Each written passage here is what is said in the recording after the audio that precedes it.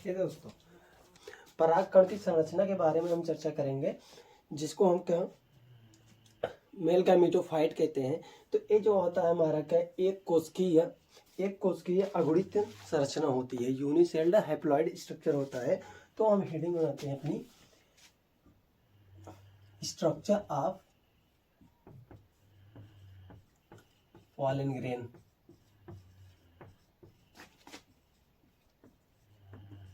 परागकण की संरचना, ठीक है। तो बच्चे आप हेडिंग बना लो, परागकण की संरचना। मेल गैमेटोफाइट कहते हैं, ठीक है। यही हमारा क्या होता है, मेल गैमेटोफाइट, जो क्या यूनिसेल्ड मेल गैमेटोफाइट है, ठीक है। जो क्या यूनिसेल्ड एक कोशिकीय है, ठीक है। जो हमारा परागकण होता है पॉलन ग्रेन, क्या होता है, यूनिसेल्ड हैप्लॉइड स्ट्रक्चर होता है, हैप्लॉइड स्ट्रक्चर। तो बच्चे इसके स्ट्रक्चर की बात करें तो दिखने में, संरचना में इसकी बात करें तो एक गोल भी हो सकता है, ओवल शेप भी हो सकता है, इलिप्सॉइड भी हो सकता है। बच्चे देखो, गोल होता है, अंडे के आकार का होता है, ठीक है। तो जो हमारे नॉर्मल स्ट्रक्चर हम देखते हैं भैया, हम क्या इसके जो राउंड स्ट्रक्चर होता है, जो हमारा गोल स्ट्रक्चर है, हम उसकी बात करते हैं, ठीक है।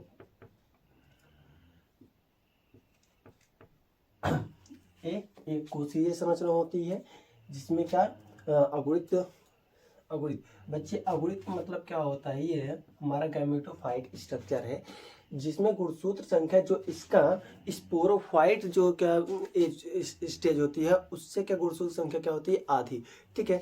जैसे क्या इसको जो प्लांट बॉडी होती है वो क्या दुगुणित तो होती है, अगर क्या जो इसकी मेन पूरी प्लांट बॉडी अगर क्या है, पूरी प्लांट बॉडी में अगर क्या 18 क्रोमोसोम है, मान चलो क्या इसके पूरी प्लांट बॉडी में 18 क्रोमोसोम है, तो इसको हम क्या 2n कहेंगे, ठीक है। दुगुणित संरचना में क्या 18 क्रोमोसोम है, तो जो इसके स्ट्रक्चर में जो पॉलन ग्रेन इसका बनेगा, जो गैमेटोफाइट बनेगा, इसमें जो इसके क्रोमोसोम नंबर होगा वो कितने होंगे, आपके 9 क्रोमोसोम होंगे। कितने, 9 क्रोमोसोम। तो बच्चे इसमें क्या होता है, जो हमारा मेल गैमेटोफाइट होता है, इसमें क्या अगुणित गुणसूत्र संरचना होती है, इसलिए होती है कहेंगे, ठीक है। दुगुणित संरचना में क्या 18 क्रोमोसोम है, तो जो इसके स्ट्रक्चर में जो पॉलन ग्रेन इसका बनेगा, जो गैमेटोफाइट बनेगा, इसमें जो इसके क्रोमोसोम नंबर होगा वो कितने होंगे, आपके 9 क्रोमोसोम होंगे। कितने, 9 क्रोमोसोम। तो बच्चे इसमें क्या होता है, जो हमारा मेल गैमेटोफाइट होता है, इसमें क्या अगुणित गुणसूत्र संरचना होती है, इसलिए होती है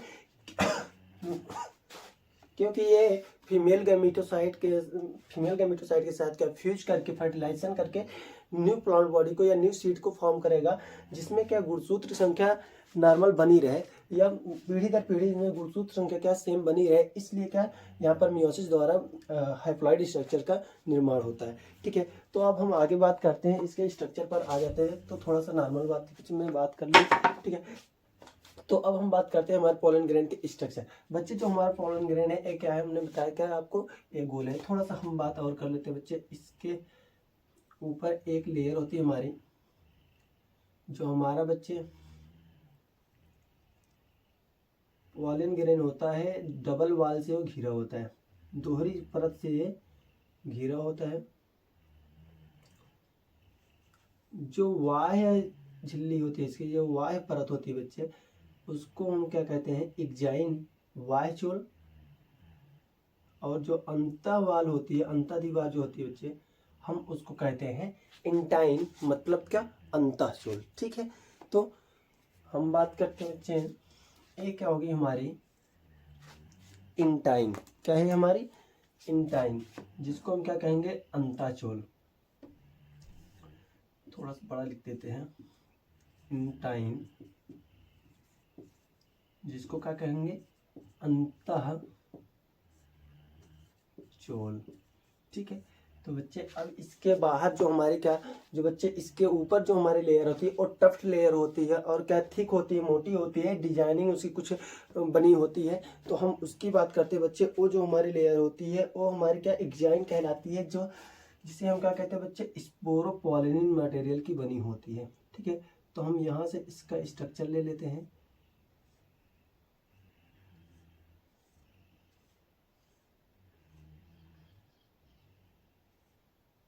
ऐसा कुछ होता है बच्चे।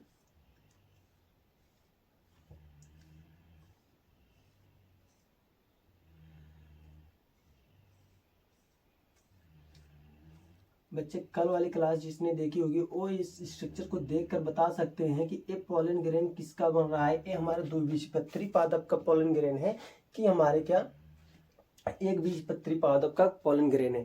ठीक है, तो बच्चे आप लोग तब तक क्या सोच कर बताओ, तब तक हम क्या इसको फिल करके इसके अंदर प्रोटोप्लाज्म भरते हैं। ठीक है, तो बच्चे ये क्या होता है, इसका प्रोटोप्लाज्म कर देते हैं बच्चे।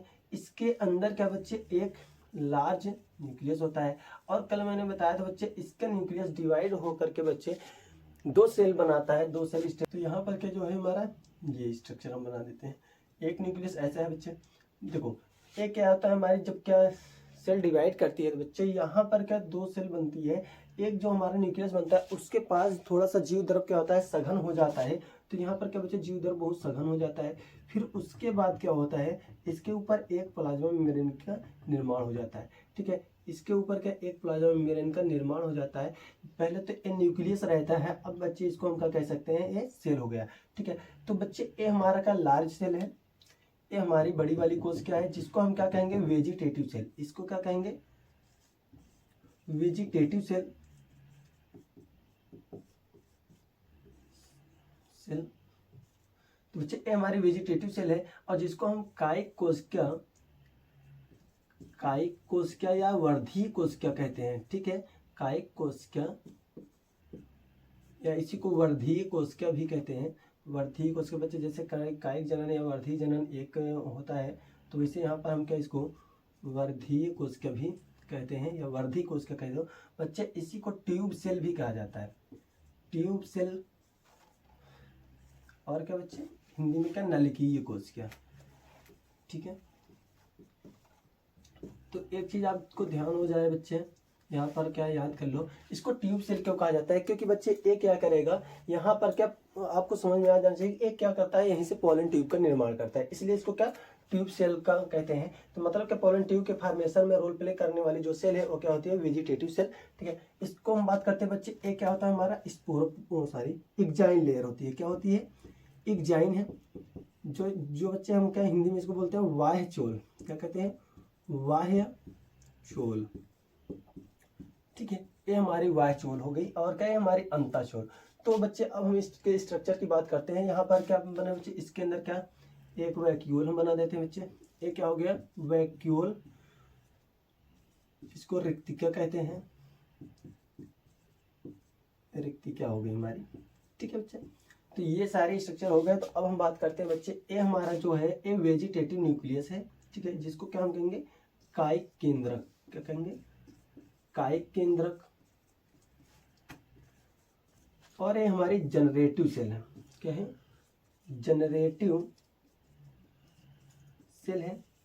और बच्चे इसी को हम क्या कहेंगे हिंदी में जनन कोशिका, जनन कोशिका या जन्म कोशिका, जनन कोशिका कहेंगे यार।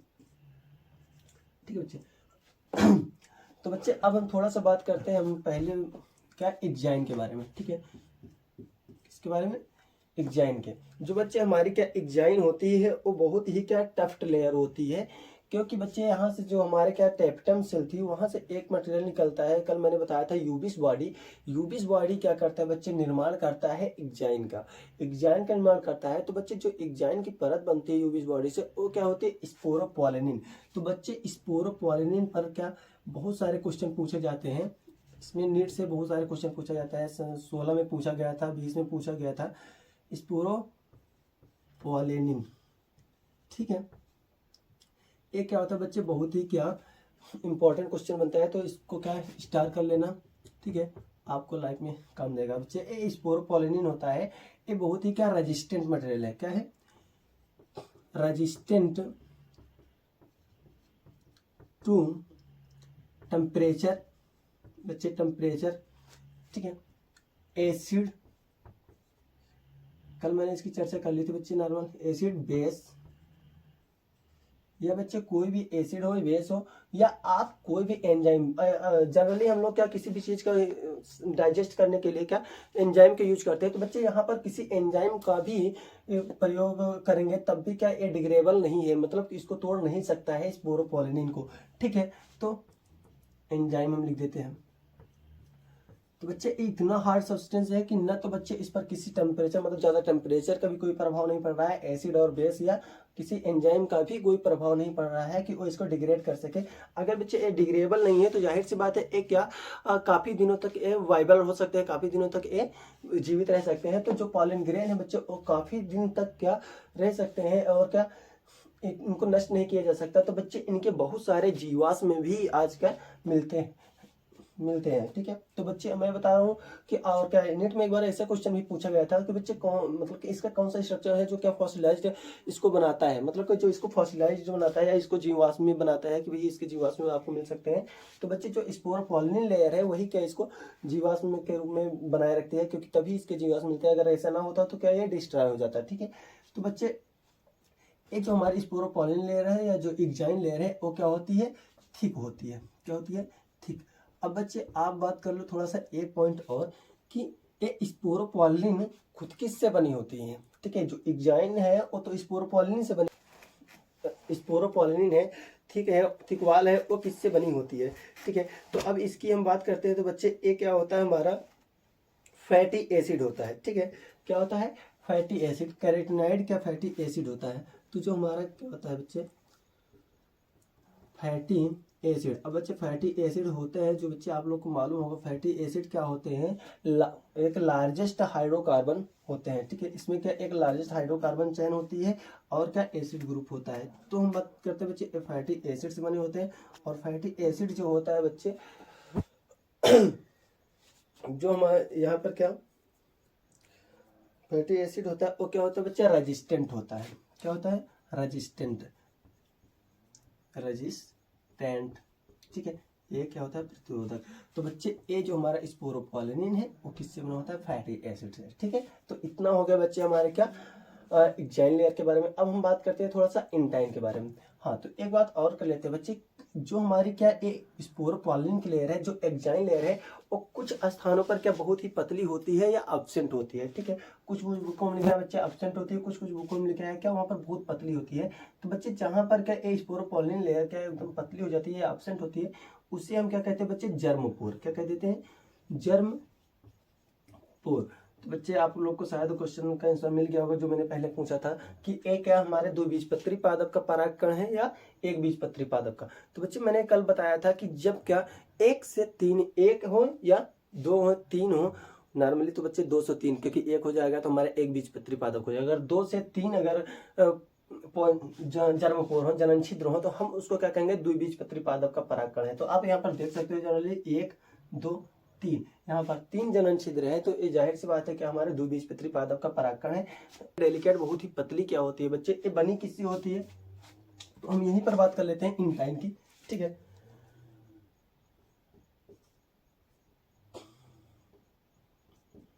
इंटाइन की। तो बच्चे इंटाइन की हम बात कर लेते हैं। ये हमारे क्या थे बच्चे, एक्जाइन।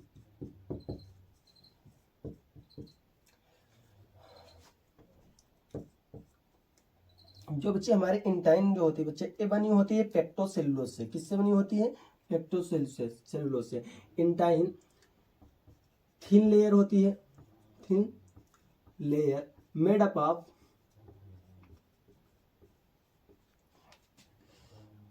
पेक्टोसेलुलोज से। तो बच्चे एक चीज ध्यान दो, एक क्या होती है, थिन लेयर होती है, मतलब पतली झिल्ली होती है, पतली परत होती है जो बनी होती है किससे, पेक्टोसेलुलोज से। पेक्टोसेलुलोज के बच्चे समझ लो पेक्टिन प्लस सेलुलोज, पेक्टिन और सेलुलोज से मिलकर बनी होती है, इसलिए इसको हम पेक्टोसेलुलोज कहते हैं। तो कल मैंने बात कर ली थी बच्चे, क्या हमारे पेक्टिन और क्या सेलुलोज से बनी होती है। ठीक है, तो ये क्या होती है, बहुत ही पतली लेयर होती है। तो बच्चे जैसे क्या है हमारा पोलन ग्रेन जैसे ही स्टिग्मा पर लाई करता है तो वहां पर कुछ सुगरी सब्सटेंस होता है जो क्या ये एब्जॉर्ब करता है। जैसे एब्जॉर्ब करता है बच्चे, इसका साइज क्या होता है, जो हमारा वेजिटेटिव सेल है इसका साइज बढ़ता है। तो जो बढ़ता है तो बच्चे जो इंटाइन लेयर है आप नॉर्मली समझ सकते हो बच्चे, किसी भी क्या पॉलीथीन में अगर क्या जो पतली पॉलीथीन है अगर उसके अंदर कोई भी लिक्विड हम भर करके उस पर प्रेशर लगाएं तो क्या होगा, वो कि जिस साइड से हो उसको जो जगह मिलेगी उस साइड से बढ़ता चला जाएगा। ठीक है, तो बच्चे वैसे ही क्या है हमारे, जब इसके अंदर हम प्रेशर से क्या हम लिक्विड भरते जाएंगे या इसके अंदर लिक्विड की मात्रा भरते चले जाएंगे तो जिस साइड से ये निकल पाएगा उस साइड से क्या है बढ़ना चालू हो जाएगा। तो बच्चे ये जर्मपोर है, यहीं से क्या बच्चे ये जो हमारा वेजिटेटिव सेल की जो लेयर थी वो क्या बढ़ती चली जाती है, तो यहाँ से क्या बच्चे पोलन ट्यूब का निर्माण होना शुरू हो जाता है। तो यहाँ से क्या निर्माण होगा बच्चे, पोलन ट्यूब का। ठीक है, तो जो जर्म पोर है बच्चे वो इसीलिए होता है यहाँ से पोलन ट्यूब का निर्माण हो सके। तो बच्चे देखो ये अपने आप को इसी तरह इवॉल्व कर रहे हैं पोलन ग्रेन, कि अगर यहाँ पर स्पोर पोलन की लेयर ना होती तो शायद का यहाँ से पोलन ट्यूब का निर्माण ना हो पाता। ठीक है, तो बच्चे ये इसी तरीके से इवॉल्व हुए हैं, मॉडिफाइड हुए हैं ताकि यहाँ से पोलन ट्यूब का निर्माण हो सके, जिससे क्या मेल गैमीट, तो बच्चे जो मेल गैमीट है ये यहीं से ट्रांसफर होकर के पहुंच पाएंगे कहाँ पर, बीजांड के पास। तो वहां पर जाकर के बच्चे एक क्या जनन करेंगे। तो हमारी बात हो गई बच्चे इंटाइन की, मैंने बात कर ली। ठीक है, एक्जाइन की मैंने बात कर ली। अब बच्चे थोड़ा सा बात करें, मैंने वेजिटेटिव सेल के बारे में मैंने बता दी बच्चे। ये क्या करेगा बच्चे, ये क्या करेगा, पोलन ट्यूब का फॉर्मेशन, परागनली का निर्माण करेगा। ठीक है, तो इसका मेन फंक्शन होता है परागनली का निर्माण करना। थोड़ा सा हम जनरेटिव सेल की बात कर लेते हैं बच्चे। ये जो हमारी जनरेटिव सेल है ये क्या होती है, मैंने यहाँ पर बात कर लेते हैं बच्चे, जनरेटिव सेल। ठीक है बच्चे, तो बच्चे एक चीज ध्यान देना, कल मैंने जनरेटिव सेल की बात की थी, जब बच्चे एक क्या है पॉलन सेक के भीतर है, मान चलो क्या है हमारा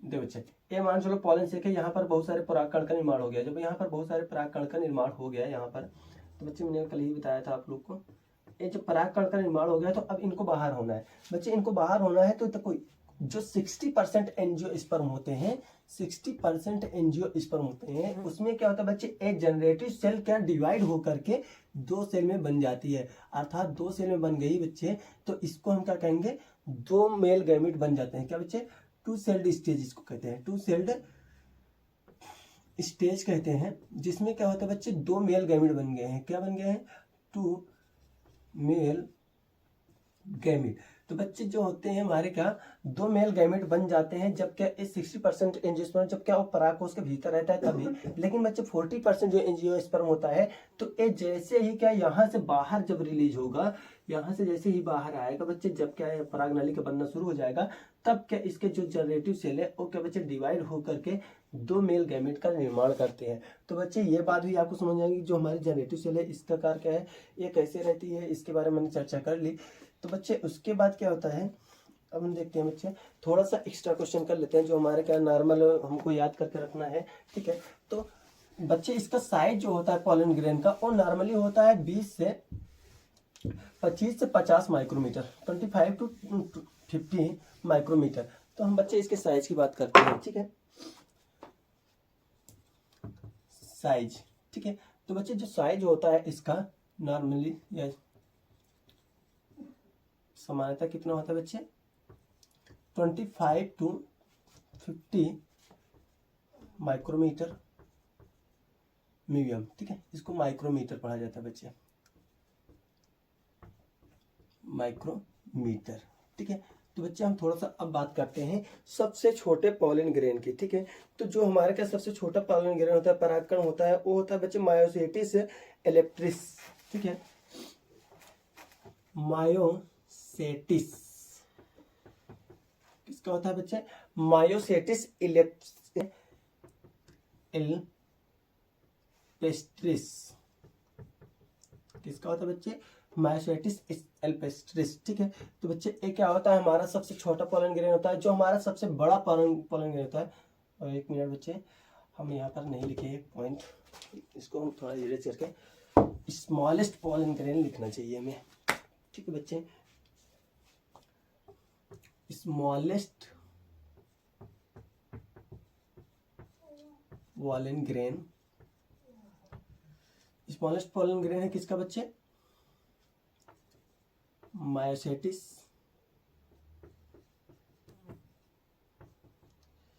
एल्पेस्ट्रिस, जिसका साइज कितना है बच्चे 10 माइक्रोमीटर। ठीक है बच्चे। अब हम आपको जेनेटिक्स में बताएं बच्चे, जो क्या मिराबिलिस जलापा होता है। तो बच्चे जो लार्जेस्ट पॉलन ग्रेन है, जो लार्जेस्ट पॉलन ग्रेन होता है बच्चे, हम उसको किस में कहते हैं बच्चे, वो होता है क्या मिराबिलिस जलापा में। ठीक है, मिराबिलिस जलापा। तो जो बच्चे मिराबिलिस जलापा होता है उसमें जो इसका साइज होता है 200 माइक्रोमीटर, 200 माइक्रोमीटर होता है मिराबिलिस जलापा में। ठीक है बच्चे। तो अब हम बात करते हैं थोड़ा सा, एक और होता है हमारे क्या बच्चे, लॉन्गेस्ट। ठीक है, वो भी इंपॉर्टेंट है बच्चे, लॉन्गेस्ट पॉलन ग्रेन।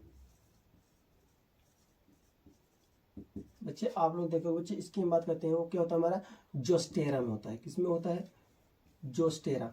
ठीक है बच्चे, जो जोस्टेरा होता है बच्चे, आपको मैं बता दूं, जो आप लोग देखे होंगे हाइड्रिला जिसको कहा जाता है, टेरा होता है, हाइड्रिला होते हैं हमारे क्या वाटर बॉडी में पाए जाते हैं, उसको हम क्या कहते हैं बच्चे, उसमें जो पॉलन ग्रेन होता है वो लॉन्गेस्ट होता है, सबसे बड़ा होता है। तो बच्चे आपको शायद सारी बात समझ में आ गई होगी, जो चीज़ें ना समझ में आए आप क्या उसको क्या कमेंट में मेंशन कीजिए। ठीक है।